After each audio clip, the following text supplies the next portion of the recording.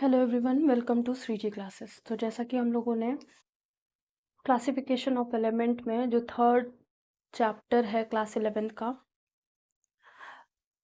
D block तक कर लिया था, ठीक है। अब हमको एफ ब्लॉक करना है। एफ ब्लॉक में बस समझना है कि एफ ब्लॉक है कहाँ और उसमें फर्स्ट और लास्ट एलिमेंट कहाँ है, उसको और क्या कहा जाता है और एफ ब्लॉक क्यों कहा जाता है, बस, ठीक है। इसका इलेक्ट्रॉनिक कॉन्फ़िगरेशन कितना है तो चीज़ें देखते हैं। तो फर्स्ट है एफ ब्लॉक, इसके बाद ट्रेंड्स देखेंगे, ठीक है। ट्रेंड्स मतलब कि जो भी एलिमेंट्स हैं या फिर जो पीरियोडिक टेबल है हमारी, उसमें साइज और मेटेलिक कैरेक्टर इन सब का कैसे चेंज होगा, ये सब प्रॉपर्टीज देखनी एक तरह से। तो एफ ब्लॉक है, इसको ऐसे लिख सकते हैं, इसको ऐसे भी लिख सकते हैं, स्मॉल एफ भी बना सकते हैं, ठीक है। तो स्मॉल एफ बना देते थोड़ा सा इटैलिक में, ठीक है। तो ये है एफ ब्लॉक। एफ ब्लॉक में फर्स्ट इसको क्या कहा जाता है, इनर ट्रांजिशन एलिमेंट। इनर, इसको एफ ब्लॉक या इनर ट्रांजिशन एलिमेंट कहा जाता है, ठीक है। कहाँ मिलते हैं, found on bottom of periodic table. Periodic table के बॉटम में होते हैं, किसके, मॉडर्न पीरियोडिक के। तो एमपीटी भी लिख सकते हैं, ठीक है। एमपीटी मॉडर्न पीरियोडिक टेबल में नीचे साइड मिलते हैं, ठीक है। जो फर्स्ट एफ पीरियड है, ठीक है, तो उसको क्या कह लेंगे, लेंथेनाइड। तो लेंथेनाइड्स कहाँ होंगे, तो कह सकते हैं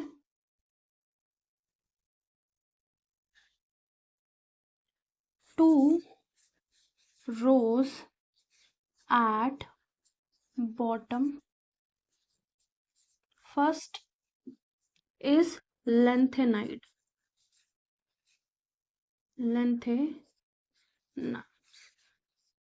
and second is actinides, ठीक है। लेंथेन, इसमें नॉइड्स भी बोलते हैं, लेंथेनॉइड्स, NOIDES, ठीक है। एक्टिनॉइड्स वो भी बोला जा सकता है, ठीक है। तो अगर चाहें तो आप वो भी लिख सकते हैं, वही लिख देते हैं, लेंथेनॉइड्स,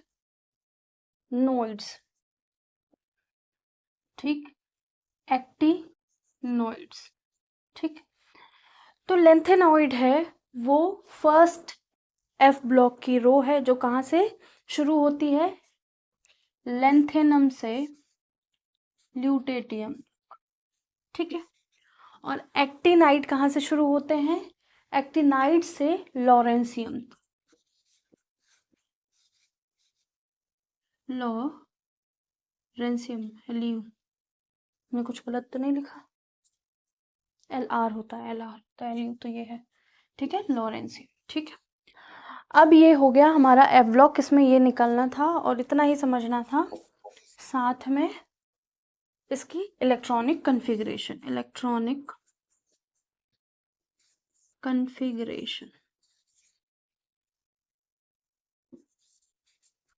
तो वो क्या होगी, तो हमें इससे पहले वाला क्या था, डी ब्लॉक ट्रांजिशन एलिमेंट, ये क्या है, इनर ट्रांजिशन एलिमेंट। तो इसकी इलेक्ट्रॉनिक कन्फिगरेशन होगी N-2, एफ ब्लॉक 1 से 14 तक हो सकता है, ठीक है, ठीक। और डी 0 से 1 होगा वो, तो इसको पेनल्टीमेट, इसको एंटी पेनल्टीमेट कह सकते हैं, D 1 से 0 और S2 होगा, NS2, ठीक है। ये है इलेक्ट्रॉनिक कन्फिगरेशन। मतलब कहने का कि यहाँ जो एलिमेंट्स हैं उनमें जो S है वो सबसे पहले भर दिया जाएगा, NS2, ठीक है। स्टेबिलिटी के हिसाब से डी में 1 भी भर सकते हैं, 0 भी भर सकते हैं, और एफ ब्लॉक में हम 1 से 14 तक भर सकते हैं, जैसा हमारा एलिमेंट होगा या उसका एटॉमिक नंबर होगा, ठीक है। अगर S4 है तो ये 3 होगा, ये 2 होगा, ठीक है। तो ये ध्यान रखना है। तो अगर ये 3 है तो ये 4 है, ये 5 होगा, ऐसे इसकी फिलिंग होगी, ठीक है। ये जो एफ ब्लॉक एलिमेंट है, जब हम एटॉमिक स्ट्रक्चर बनाते हैं तो पहले के जो शुरू के जो होते हैं ना, वो दूर दूर होते हैं शेल्स, और जैसे ही काफी दूर पहुंच जाते हैं तो वो बिल्कुल पास पास पास पास पास पास पास, इतने पास पास होते हैं कि कंसिडर नहीं कर पाते हैं हम लोग कि इलेक्ट्रॉन, ये तो पता होता है कौन से ऑर्बिट में है, लेकिन इलेक्ट्रॉन बहुत पास पास घूम रहे होते हैं, ठीक है। जो इनकी जो शेल्स हैं, इनकी एनर्जी बहुत पास पास होती है ये, ठीक है, और पास ऐसे बनती चली जाएगी, ठीक है। तो उनकी एनर्जी लेवल ऑलमोस्ट सिमिलर हो जाती है, इसलिए इलेक्ट्रॉन ऐसे भरे जाते हैं, ठीक है। आप इसको लिख सकते हैं। एक टर्म यूज होता है लेंथेनॉइड कॉन्ट्रैक्शन। तो लेंथेनॉइड कॉन्ट्रैक्शन वही है कि जो ये जो है ना लेंथेनाइड ग्रुप या एक्टिनाइड ग्रुप, तो लेंथेनाइड ग्रुप में कुछ एलिमेंट का ऑलमोस्ट सिमिलर साइज रहता है, मतलब जितने भी एलिमेंट हैं उनका सिमिलर साइज रहता है। ऐसा क्यों होता है? क्योंकि ये जो है ना एस ब्लॉक, फिर एस, फिर पी, ये पास में होते हैं, ठीक है, पास में होते हैं। तो ये प्रॉपर इनको, मतलब इन पे प्रॉपर इफेक्ट लगता है किसका? जो हमारा न्यूट्रॉन है या न्यूक्लियॉन्स हैं, वो पॉजिटिव चार्ज होता है, इन सबको अट्रैक्ट करते हैं अपनी तरफ अट्रैक्ट करते हैं। तो क्या होता है, ये इजीली अट्रैक्ट होते हैं, तो इनके इलेक्ट्रॉन भी इसकी तरफ अट्रैक्टेड होते हैं। लेकिन ये जो फोर्स है ना इसका, न्यूक्लियर फोर्स, वो यहाँ तक आता है तब बहुत बहुत कम हो जाता है, ठीक है। जब कम हो जाता है तो यहाँ के इलेक्ट्रॉन ऑलमोस्ट क्या हो जाते हैं, इतना इफेक्ट नहीं पड़ता है, ठीक है। तो ये जो साइज होती है ऑलमोस्ट सिमिलर ही रहती है, ठीक है, इतना चेंज देखा नहीं जाता साइज का, ठीक है। तो ये जब बताया जाएगा, या अभी 11th क्लास में तो नहीं है, होगा तो मैं करा दूंगी, ठीक है। तो अब हम ट्रेंड्स की बात करेंगे, पीरियोडिक ट्रेंड्स की। पहले एक पूरी जो हमारी पीरियोडिक टेबल है उसमें पूरा ट्रेंड बना लेंगे, उसके बाद एक एक ट्रेंड समझेंगे कैसा क्या है, ठीक है। तो उसको नोट कर लीजिए। आज की क्लास बहुत ज़्यादा बड़ी नहीं होगी, क्योंकि ट्रेंड्स अलग अलग समझाने हैं, तो दो दो तीन तीन ट्रेंड्स कराए जाएंगे। पहले हम पीरियोडिक टेबल में पूरे ट्रेंड्स समझ लेंगे एक साथ।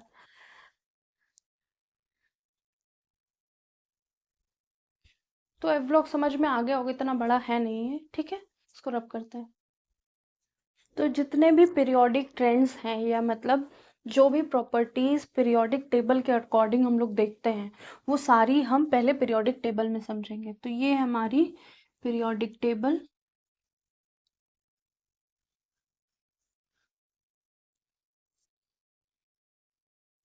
ऑलमोस्ट ऐसी होती है,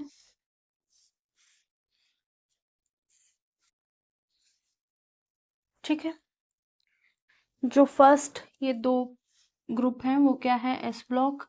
फिर इधर ये लास्ट वाला जीरो ग्रुप है, इधर पी ब्लॉक, ये दोनों एस ब्लॉक है। इसको भी, ये पूरा पूरा एफ ब्लॉक है, ठीक है। ये क्या है, एस ब्लॉक। ये पूरा का पूरा पी ब्लॉक है, तो समझ जाना, ठीक है। हीलियम वहां पे होगा, पी ब्लॉक। ये क्या है, डी ब्लॉक। ये है एफ ब्लॉक, ठीक है। तो हमारे पीरियोडिक टेबल, जो मॉडर्न पीरियोडिक टेबल है, वो कुछ इस तरह अरेंज है, ठीक है। जब इस तरह अरेंज है तो सबसे पहली चीज जो हमको देखनी है वो क्या है, वो है एटॉमिक रेडियस, ठीक है। एटॉमिक रेडियस मतलब साइज हमारे एटम्स का कैसा है, या हमारे जो एलिमेंट्स हैं उनका साइज कैसा है। इधर से इधर जाने पर क्या होगा, साइज डिक्रीज करेगा, ठीक है। एक्सेप्शन जहाँ होंगे वहाँ एक्सेप्शन बताया जाएगा। अभी जनरल वे में बात कर रहे हैं, कोई भी एक्सेप्शन यहाँ नहीं बता रहे हैं, ठीक है। तो जनरली जो बात होगी वो जब इलेक्ट्रॉनिक कन्फिग्रेशन में कुछ चेंजेस आएंगे या फिर साइज में कुछ चेंज आएंगे या कुछ स्पेशल कंडीशन होंगे, आयन बन जाएंगे, केटायन एनायन कुछ बन जाएगा, तो फिर क्या है, तो अब हम वहाँ पे बात करेंगे एक्सेप्शन की। अभी हम केवल यहाँ क्या बात कर रहे हैं, जो हमें जनरल ट्रेंड पूरी पीरियोडिक टेबल में फॉलो होंगे। तो पहला है एटॉमिक रेडियाई। क्या है? एटॉमिक रेडियाई या रेडियस। तो हम लेफ्ट से, ये है हमारा लेफ्ट और ये है हमारा राइट, जब हम लेफ्ट से राइट जाएंगे तो क्या हो रहा होगा, पीरियड एटॉमिक रेडियाई डिक्रीज कर रही होगी, ठीक है। इतनी बात समझ में आई, ठीक है। दूसरा, अगर हम ऊपर से नीचे जा रहे होंगे, अप से डाउन जा रहे होंगे, तो ये है हमारा अप और ये है डाउन, तो या फिर टॉप टू बॉटम, ठीक है। टॉप से बॉटम जा रहे होंगे तो क्या होगा, एटॉमिक रेडियाई इंक्रीज करेगी, एटॉमिक रेडियाई इंक्रीज। तो ये फर्स्ट थिंग है, ठीक है। बाकी जितनी भी चीजें हैं, अब जो जितनी भी ट्रेंड्स आएंगे या प्रॉपर्टीज आएंगी हमारे एलिमेंट्स की जो पीरियोडिक टेबल में अरेंज्ड हैं, वो क्या होंगे, एटॉमिक रेडियाई से कुछ ना कुछ तरह से रिलेटेड होंगे, या डायरेक्टली या इनवर्सली, ठीक है। तो फर्स्ट थिंग जो देखनी हम लोगों को वो है इलेक्ट्रॉन गेन एंथैल्पी, ठीक है। और सेकंड है इलेक्ट्रॉन आयनाइजेशन एनर्जी, ठीक है। तो फर्स्ट है, ब्लू से लिख देते हैं,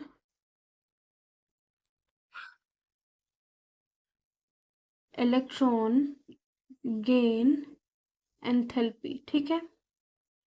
सारी चीज़ें बताई जाएंगी। इलेक्ट्रॉन गेन एंथैल्पी क्या है, इलेक्ट्रॉन आयनाइजेशन एनर्जी क्या है, अभी केवल लिखना है, ठीक है। ये क्या है, आयनाइजेशन एनर्जी। तो जब लेफ्ट टू राइट जाने पर एटॉमिक रेडियाई डिक्रीज करती है, तो इलेक्ट्रॉन गेन एंथैल्पी हमारी इंक्रीज करेगी लेफ्ट टू राइट जाने पर, ठीक है। लेफ्ट टू राइट जाने पे आयनाइजेशन एनर्जी भी इंक्रीज करेगी, ठीक है। फिर बात आई electron affinity. Left to right जाने पर नहीं, इलेक्ट्रॉन नेगेटिविटी भी इंक्रीज करेगी। तो अभी कितनी प्रॉपर्टी हो गई, 1 2 3 4, ठीक है।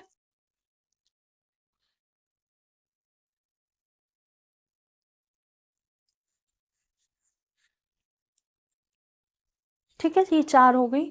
अब यही इलेक्ट्रॉन गेन एंथैल्पी अप से डाउन देखेंगे, ठीक है। तो इलेक्ट्रॉन गेन एंथैल्पी अप से डाउन जाने पर डिक्रीज कर रही होगी, ठीक है। और यही दूसरी प्रॉपर्टी लिखते हैं, आयनाइजेशन एनर्जी, ये भी डिक्रीज कर रही होगी। और इलेक्ट्रोनेगेटिविटी क्या होगी, इलेक्ट्रोनेगेटिविटी भी डिक्रीज कर रही होगी डाउन द ग्रुप जाने पर, ठीक है। एटॉमिक साइज बता दिया उधर, डाउनवर्ड जाने पर इंक्रीज कर रही, बाकी इसके अलावा ये तीनों डिक्रीज कर रही हैं, ठीक है। अब बात आई समझ में। अब लास्ट बचा metallic and non metallic character. सारे रिलेशन, सारे एक्सेप्शन कराए जाएंगे। अभी केवल एक वो समझ लीजिए कि किस तरह से पीरियोडिक टेबल में चीजें करी जा रही हैं, ठीक है। फिर है नॉन मेटेलिक करेक्टर। यहाँ से इधर की तरफ जाने में क्या होगा, नॉन मेटेलिक करेक्टर हमारा इंक्रीज करेगा, तो यहाँ लिख सकते हैं नॉन मेटेलिक कैरेक्टर इंक्रीज, ठीक है। और फिर इधर से इधर आने पर, इधर से इधर आने पर मतलब ऐसे भी कर सकते हैं ना कि इधर से इधर जाने पर metallic non metallic character increase कर रहा है, इधर से इधर आने पर मेटेलिक कैरेक्टर इंक्रीज कर रहा है। तो या फिर दोनों का डायरेक्शन एक बना दो, ठीक है, या फिर दोनों का डायरेक्शन अलग कर दो। तो यहाँ क्या है, मेटेलिक कैरेक्टर इंक्रीज। अब पूरे लॉजिक के साथ चीजें समझनी है, ठीक है। मतलब यहाँ अगर हाइड्रोजन है और यहाँ हीलियम है, ठीक है, हाइड्रोजन के पास एक इलेक्ट्रॉन है, वो फ्रीली मूव कर रहा है, उसको कोई दिक्कत नहीं है, क्या हो रहा है दुनियादारी से कोई मतलब नहीं है। हीलियम क्या है, बहुत स्टेबल है, इजीली दूसरों से रिएक्ट नहीं कर रहा है। तो उसका जो है हीलियम के एटम के पास 2 इलेक्ट्रॉन है, उसको स्टेबिलिटी मिल गई है, उसको निर्वाण अवस्था मिल गई है, उसको अब किसी से ज़रूरत नहीं है। तो हीलियम स्टेबल स्टेट पे है, आउटर मोस्ट पे 2 इलेक्ट्रॉन होने चाहिए, उसके पास 2 इलेक्ट्रॉन है, तो उसको तहलका मचाने की ज़रूरत नहीं है, वो अपनी स्टेबल कंडीशन में है, ठीक है। इसलिए जब स्टेबल कंडीशन में कोई चीज़ होती है तो वो क्या होगा, उसका साइज थोड़ा, क्योंकि उसकी nuclear charge, effective nuclear charge ढंग का है, और वो अपने स्टेबल कंडीशन में है, तो लोएस्ट एनर्जी पे रहेगा, तो इसका एटॉमिक रेडियाई बहुत कम होगा, किससे, इधर से, ठीक है। अगर हाइड्रोजन को हटा दिया जाए, यहाँ पे लिथियम ले लिया जाए और उधर हीलियम के नीचे नियॉन ले लिया जाए, तो साइज में अंतर होगा, ठीक है। आई बात समझ। Electron gain enthalpy, electron gain का मतलब इलेक्ट्रॉन को लेना अपने ऊपर, ठीक है, इलेक्ट्रॉन को अपने ऊपर लेना, यही तो मतलब हुआ। मतलब इलेक्ट्रॉन ऐड हो रहा है, तो अगर इलेक्ट्रॉन ऐड हो रहा है तो हमको ज़्यादा एनर्जी की नीड होगी। जिस तरह हम यहाँ पे इलेक्ट्रॉन ऐड कर रहे थे, अगर हम इधर इलेक्ट्रॉन ऐड करेंगे तो हमको ज़्यादा एनर्जी की नीड होगी, ठीक है। अगर हम नियॉन में, ये स्टेबल कंडीशन में है हीलियम में अगर हम इलेक्ट्रॉन ऐड करना चाहें तो बहुत मुश्किल से ऐड कर पाएंगे, ऑलमोस्ट ना के बराबर, ठीक है। लेकिन हाइड्रोजन है, हाइड्रोजन के पास एक इलेक्ट्रॉन है, उसको उसमें एक इलेक्ट्रॉन ऐड करना बहुत ईजी काम है, ठीक है। उसकी स्टेबिलिटी को कंट्रोल करना, मतलब उसको स्टेबल बनाना एक तरह से, तो वो इजी काम है। तो आयनाइजेशन एनर्जी क्या है, वो भी इंक्रीज करेगी।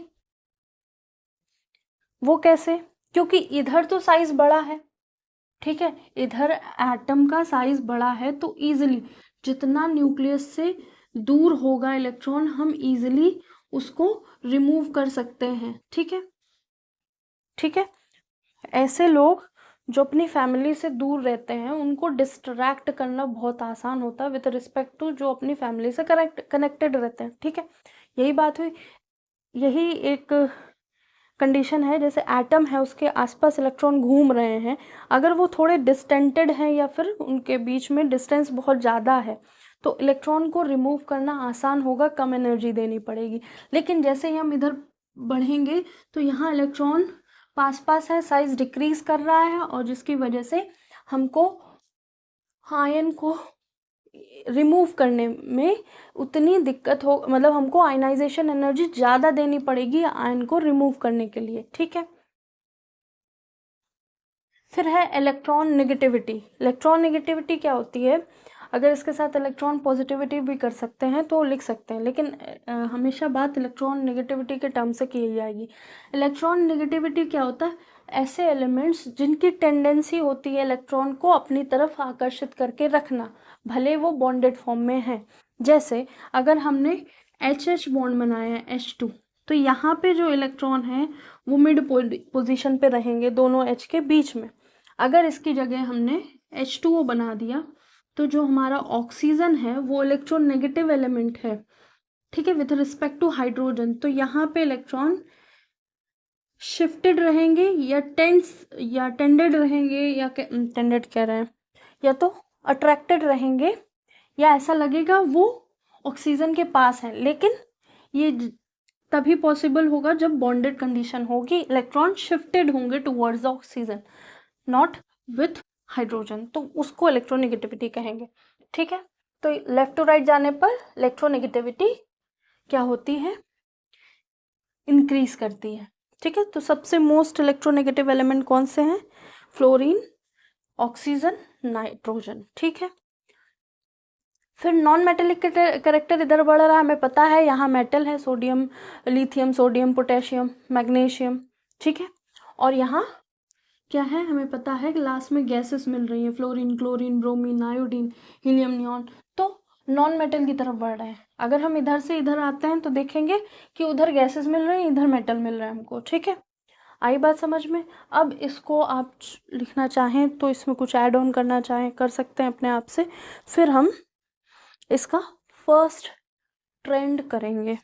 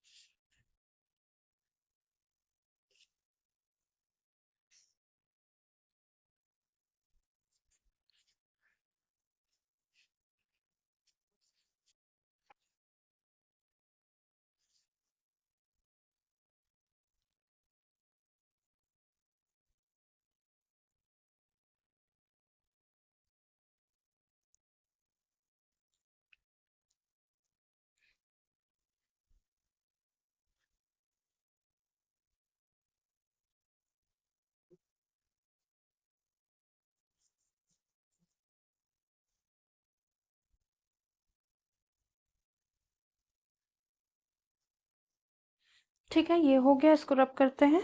सबसे पहले हम इफेक्टिव न्यूक्लियर चार्ज पढ़ेंगे। ठीक है, सबसे पहला जो हमने पढ़ा था एटॉमिक रेडियाई, वही लेके चलते हैं, फिर उसके अकॉर्डिंग करेंगे। ठीक है, एटॉमिक रेडियाई पीरियोडिक टेबल में। ठीक है, इन मॉडर्न पीरियोडिक टेबल। ठीक है, एटॉमिक रेडियाई कैसे समझेंगे, तो एटॉमिक रेडियस होती क्या है, जब कोई मेटल या एटम एक दूसरे से बॉन्ड बनाएंगे तो इसके न्यूक्लियस से इसके न्यूक्लियस का डिस्टेंस एक तो ऐसे नापा जाता है, दूसरा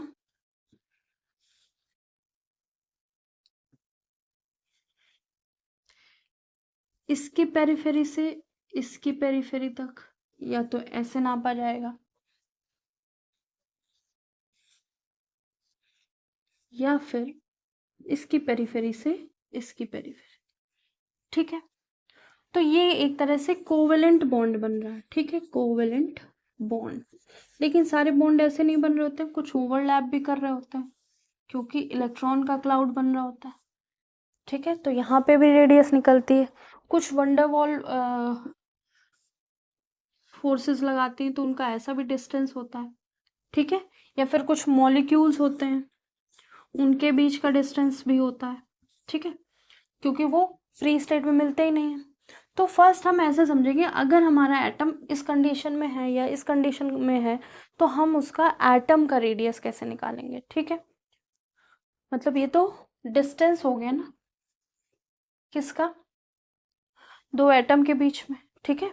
तो एटम का साइज लिखना है, तो एटॉमिक रेडियस लिख सकते हैं या फिर एटॉमिक साइज। तो हमें एटम का साइज समझना है, देखना है, ठीक है। तो एटम कैसा भी हो सकता है इनमें से।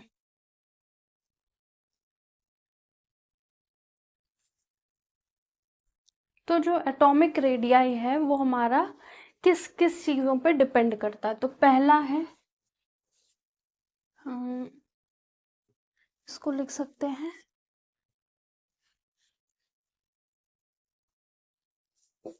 Factors on which atomic radii depends. ऐसे कौन से फैक्टर हैं जिसके अकॉर्डिंग हमारी एटॉमिक रेडियाई वर्क करती है या फिर एटॉमिक रेडियाई हम देखते हैं किसी भी एटम की। तो फर्स्ट है effective nuclear charge, effective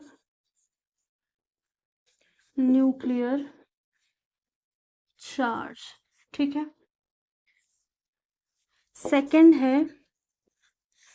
second कौन सा फैक्टर है, सेकंड फैक्टर है principal quantum number, principal quantum number. Third क्या है, थर्ड फैक्टर जिसके ऊपर हमारा जो एटॉमिक रेडियाई है वो वर्क करेगा या डिपेंड करेगा, वो है शील्डिंग या स्क्रीनिंग इफेक्ट, शील्डिंग और स्क्रीनिंग इफेक्ट, ठीक है। तो ये है तीन टर्म्स, ठीक है। और कोई होंगे तो वो भी बताए जाएंगे, लेकिन अभी मेनली तीन ही देख रहे हैं हम लोग, ठीक है। तो जो इफेक्टिव न्यूक्लियर चार्ज है उसको जेड इफेक्टिव से रिप्रेजेंट करेंगे, ठीक है। इसको स्मॉल एन से करते हैं। स्क्रीनिंग इफेक्ट को किससे करेंगे, स्क्रीनिंग इफेक्ट को एस से कर देंगे या सिग्मा और एस, या तो सिग्मा ही लिखो, ठीक है, एक ही सिग्मा, सिग्मा से रिप्रेजेंट करेंगे, ठीक है। अब यहाँ पे जो फर्स्ट टर्म है हमारा क्या है, वो इफेक्टिव या इफेक्टिव न्यूक्लियर चार्ज, ठीक है। उसको हम यहाँ करेंगे आज और बाकी चीज़ें नेक्स्ट टर्न पे करेंगे। तो इसको नोट कर लीजिए। तो इफेक्टिव न्यूक्लियर की चार्ज क्या होता है कि जब एटम के न्यूक्लियस के अंदर क्या होते हैं, प्रोटॉन होते हैं। प्रोटॉन की वजह से जो चार्ज क्रिएट होगा उसको न्यूक्लियर चार्ज कहते हैं। लेकिन जब मल्टी इलेक्ट्रॉन होता है एटम, इसको लिख लिया, इसको रब करते हैं फिर फिगर से समझाते हैं।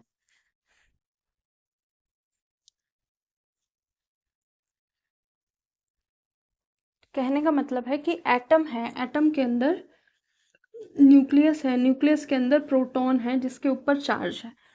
तो जो चार्ज है उसको क्या कहेंगे, न्यूक्लियर चार्ज, ठीक है। इस चार्ज को कहेंगे न्यूक्लियर चार्ज। लेकिन ठीक है, ये जो चार्ज है हमारे एटम का न्यूक्लियस के अंदर, उसको न्यूक्लियर चार्ज कहेंगे। लेकिन जब इलेक्ट्रॉन होंगे और सभी में होंगे, एक होंगे, दो होंगे, 10 होंगे, तो ये जो अगर एक इलेक्ट्रॉन है तो इतना ज़्यादा इफेक्टिव न्यूक्लियर चार्ज नहीं देखा जाएगा, एक ही एटम और एक ही इलेक्ट्रॉन के बीच में बात करी जाएगी, ठीक है। लेकिन जब हम मल्टी इलेक्ट्रॉन की बात करेंगे, यहाँ 2 हो गए, यहाँ और होंगे, ठीक है, तो क्या होगा, तब मल्टी इलेक्ट्रॉन स्पीसीज देखेंगे तो इनके बीच में तो अट्रैक्शन हो रहा होगा, इनके बीच में अट्रैक्शन हो रहा होगा, ठीक है, इसके बीच में भी अट्रैक्शन हो रहा होगा। लेकिन इनके बीच में क्या हो रहा होगा, ये जो इलेक्ट्रॉन, न्यूक्लियस और इलेक्ट्रॉन के बीच में तो अट्रैक्शन हो रहा होगा, ठीक है। लेकिन जो इलेक्ट्रॉन है उनके बीच में रिपल्शन हो रहा होगा। तो यहाँ ए लिख देते हैं और इनके बीच में आर रिपल्शन हो रहा होगा। तो ये सारी चीज़ें फील करी जा रही होंगी सबसे, ठीक है। तो attraction between electron and nucleus होगा, ठीक है, पहली चीज। दूसरा, रिपल्शन बिटवीन इलेक्ट्रॉन इलेक्ट्रॉन हो सकता है, ये भी देखने को मिलेगा, ठीक है। फिर मतलब ये जो एक ही शेल में है ना, इन शेल में भी इलेक्ट्रॉन इलेक्ट्रॉन रिपल्शन देखने को मिलेगा, ठीक है। तो जो सेम शेल में है उसमें भी रिपल्शन देखने को मिल रहा है, जो अलग अलग शेल्स में है उनमें भी रिपल्शन देखने को मिल रहा है, ठीक है। फिर क्या होगा, तो ये जो इनर इलेक्ट्रॉन है ये अट्रैक्टेड है टुवर्ड्स द न्यूक्लियस, ठीक है। जब ये इलेक्ट्रॉन अट्रैक्टेड है टुवर्ड्स द न्यूक्लियस, तो ये इलेक्ट्रॉन कुछ रिपल्शन लगा रहे होंगे, या फिर ये इसका जो ये पॉजिटिव चार्ज का न्यूक्लियर चार्ज जो है उसको रोक रहे होंगे कि वो जितना इफेक्टिवली आउटर पे लग सकता है तो उतना इफेक्टिवली ना लग सके। दोबारा से फिगर बनाते हैं कि मतलब ये एटम है, एटम का न्यूक्लियस है, ये फर्स्ट शेल है, ये सेकंड शेल है।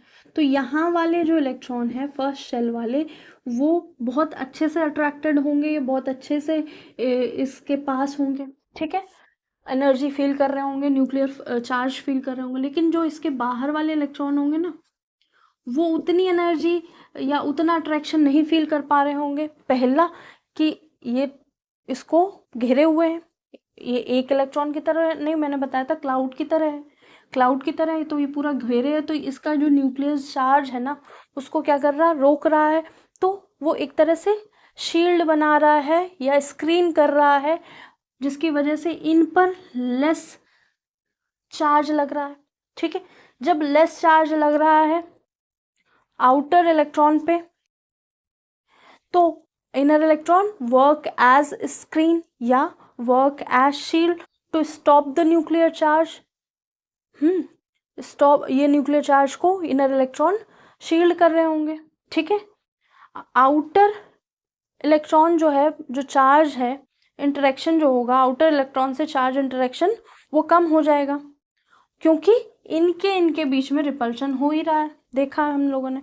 तो जब ऐसा कुछ फील हो रहा होगा तो जो ओवरऑल इफेक्टिव चार्ज लगेगा उसी को इफेक्टिव न्यूक्लियर चार्ज कह देते हैं, ठीक है।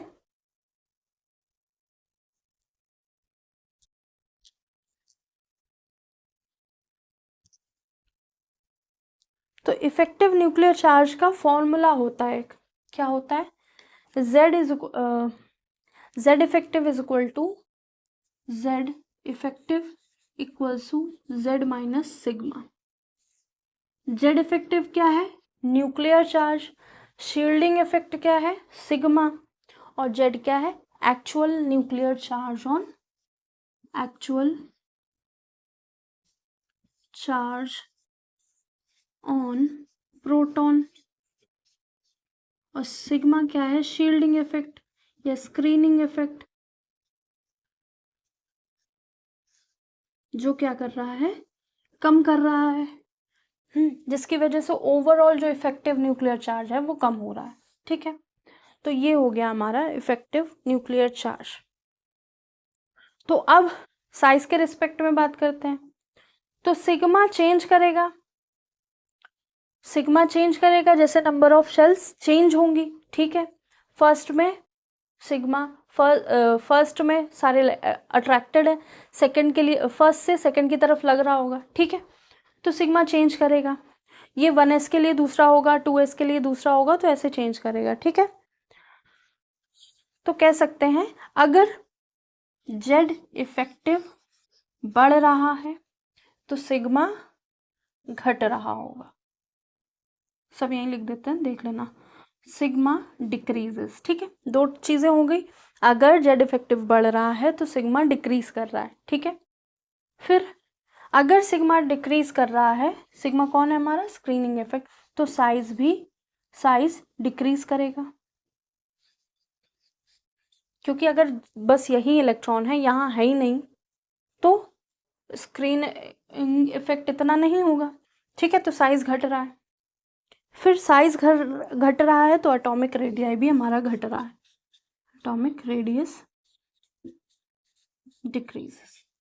मतलब अगर बहुत सारा शील्डिंग इफेक्ट है तो ये तो बहुत सारा शील्डिंग इफेक्ट है तो ये क्या हो जाएगा, और कम हो जाएगा, ये उससे कम हो जाएगा, जब कम हो जाएगा तो एटॉमिक रेडियस बढ़ जाएगा। लेकिन क्या है, जब हमारा ये ज़्यादा है तो ये कम होगा, जेड इफेक्टिव ज़्यादा है तो सिग्मा कम होगा, सिग्मा कम होगा तो साइज कम होगा, साइज कम साइज कम होगा तो एटॉमिक रेडियस कम होगा।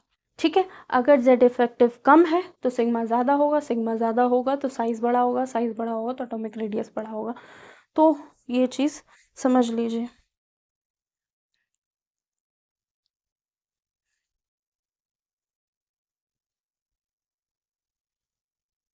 तो शील्डिंग इफेक्ट एक तरफ से क्या है कि जो इनर इलेक्ट्रॉन है वो शील्ड कर देता है न्यूक्लियस को, inner electron shield the nucleus and due to this outer electron feel less nuclear charge. ठीक है, वो लिखवाएंगे नेक्स्ट टर्न पे, अभी ये समझिए।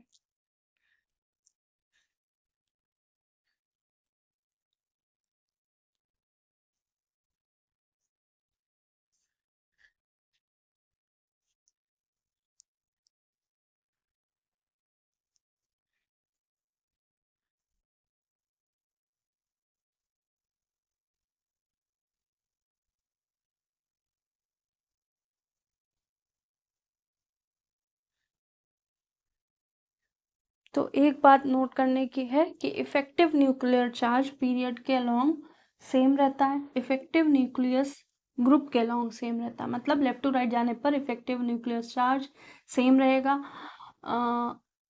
अप से डाउन जाने पर इफेक्टिव न्यूक्लियर चार्ज सेम रहेगा, सेम ग्रुप का। ठीक है,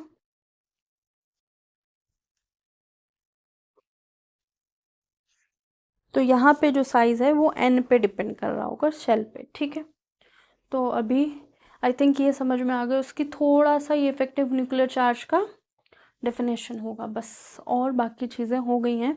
इस रिलेशन को ध्यान रखिएगा, और स्क्रीनिंग इफेक्ट और प्रिंसिपल क्वांटम नंबर उसको भी देखेंगे नेक्स्ट टर्न पे। आई होप नोट हो गया होगा, तो इसको नोट कर लीजिए। नेक्स्ट टर्न पे कंटिन्यू रखेंगे, क्योंकि इसका अगर हमने सारी चीज़ यहाँ बता दी तो वहाँ फिर से हम यही स्टार्ट करेंगे, इसकी डेफिनेशन लिखेंगे, फिर से ये चीज़ समझेंगे, फिर आगे की बात करेंगे। ठीक है, तो आज के लिए इतना ही, तीनों प्रॉपर्टी करेंगे। ठीक है, इफेक्टिव न्यूक्लियर चार्ज, फिर शील्डिंग इफेक्ट, और फिर लास्ट में क्या था हमारा, principal quantum number and shielding effect. ठीक है, तो लाइक एंड सब्सक्राइब ज़रूर कीजिएगा, और आपको जो भी कुछ नया पढ़ना है तो आप कमेंट कर सकते हैं, आपको रिटन नोट्स चाहिए तो उसके लिए भी आप कमेंट कर सकते हैं। तो आज के लिए इतना ही, लाइक एंड सब्सक्राइब ज़रूर कीजिएगा और अप्रिशिएट करिएगा। Thank you.